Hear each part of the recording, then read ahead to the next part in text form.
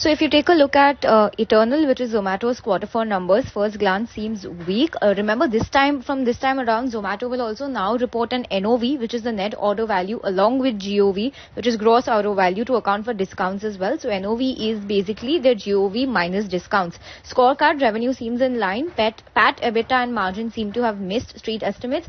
Revenue at 5,833 crores, up almost 8% sequentially, in line. Net profit at just 39 crores versus 59 crores, down 34% sequentially, a miss.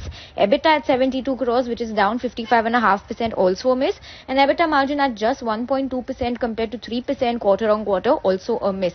Overall, B2C GOV, if you see, gross order value is up only 6% sequentially, but year on year it's up 58%, and the new metric NOV is up 53% year on year. Segmental performance: food delivery revenue has gone down 0.2% sequentially. GOV is down 1% sequentially as well.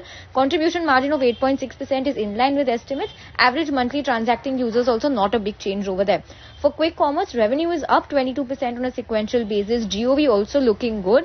And if you take a look at the average order value, that has fallen at 665 rupees versus 707, a cut of 6% sequentially. On the flip side, average monthly transacting users has gone up very sharply at 13.7 million compared to 10.6 million.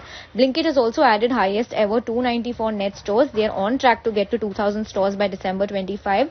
Going out, revenue is also up 11.5% sequentially. Hyperpure revenue has seen a 10% jump sequentially as well. In terms of commentary, the management has said that margin expansion could have been better rather than if you don't account for heightened competitive intensity. They are hesitant to change the stated long-term EBITDA margin guidance of 5 to 6% despite the move to inventory ownership. Also, one last highlight: they have shut down Zomato Quick and Everyday as part to profitability is not seen.